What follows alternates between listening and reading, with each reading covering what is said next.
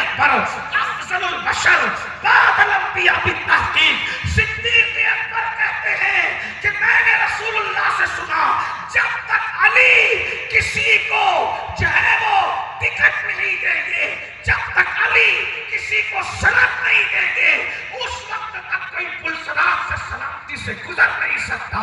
یعنی سب سلامتی سے گزرنے والے مولا علی کی اجازت سے گزریں گے، ان سے خط لے کے گزریں گے، ان سے چٹھی لے کے گزریں گے. جس علی کی اجازت پر لوگ پل صراط سے سلامتی سے گزریں گے، وہ مولا کائنات راتوں کو ایسے روتے ہیں جیسے سانپ کا ڈسا ہوا روتا ہے. وہ مولا کائنات خدا کے خوف سے ایسے روتے ہیں جیسے کسی ماں کے بچہ کے بچھڑنے پہ ماں روتی ہے.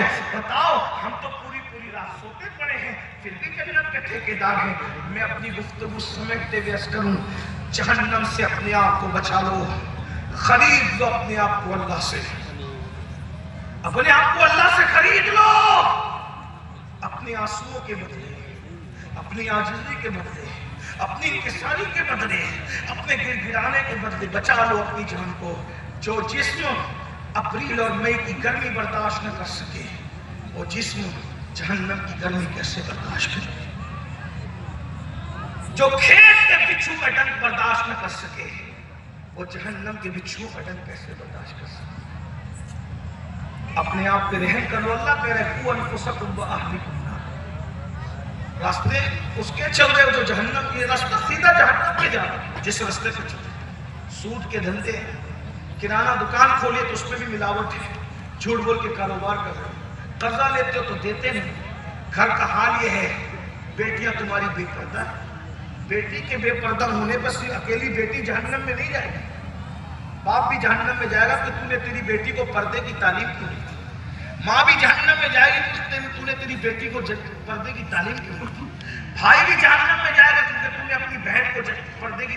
تو صرف داڑھی رکھ کر جنتی نہیں ہو سکتا میرے بھائی، 5 وقت کی نماز پڑھ کے بھی تو صرف جنتی نہیں ہو سکتا. کیونکہ میرے آقا فرماتے کلکم راعی وکلکم مسئول عن رعیتہ، کہ سب بندہ ذمہ دار ہے، ہر بندہ نگہبان ہے، اور ہر ایک سے اس کے ماتحت کے بارے میں پوچھا جائے گا. تو آپ کے گھر کی بیٹیاں بے پردے، آپ کہتے ہو مولانا یہ تو فیشن ہے. جس کے گھر کی بیٹیاں آج ولیمے میں بے پردہ نہیں، میت میں بے پردہ نہیں، وضع میں بے پردہ نہیں. یہ بہنیں بیٹھی ہوئی ہے، میری مائیں، میری بہنیں، مقدس ہے، تقدس مآب ہے، لیکن دل کی کانوں سے وہ بھی سن لیں. اللہ کے رسول علیہ السلام فرماتے ہیں میں نے شب معراج جہنم میں سب سے زیادہ عورتوں کو دیکھا. سب سے زیادہ جہنم میں عورتیں. عورت کا تصور اسلام میں کیا ہے؟ بیٹی کی شکل میں پیدا ہو تو ماں باپ کے لیے جنت ہے، نیک بیوی ہو تو شوہر کے لیے جنت ہے، ماں بن جائے اس کے قدموں کے نیچے جنت ہے. عورت جنت ہے ہمارے یہاں. جو جنت ہے وہ سب سے زیادہ جہنم میں. وجہ 2 وجہ. نمبر 1 کہ وہ بے پردہ زیادہ رہتی ہے. عورتیں روزہ رکھے گی پابندی سے، مردوں سے آگے روزہ رکھنے میں، وظیفے کرنے بھی مردوں سے آگے.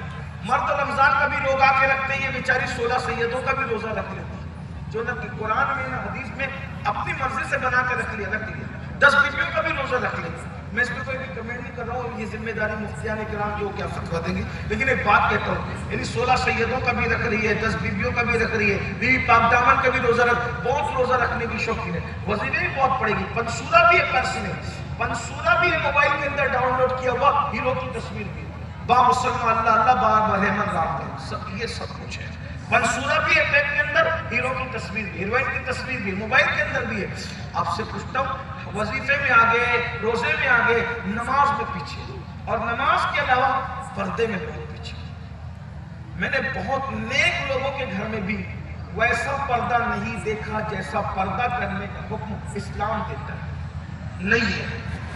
اور آپ کے بہار میں نام لے کر کے کہہ رہا ہوں، معاف کرنا، برا مت ماننا، آپ کے بہار میں تو بہت برا حال ہے پردے.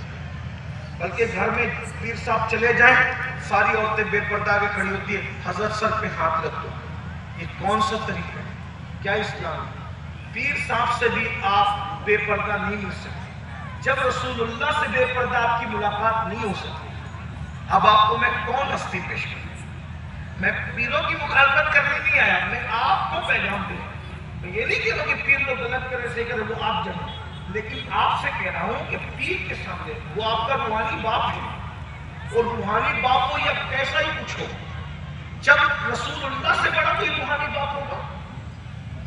حضور تمام ارواحوں کے باپ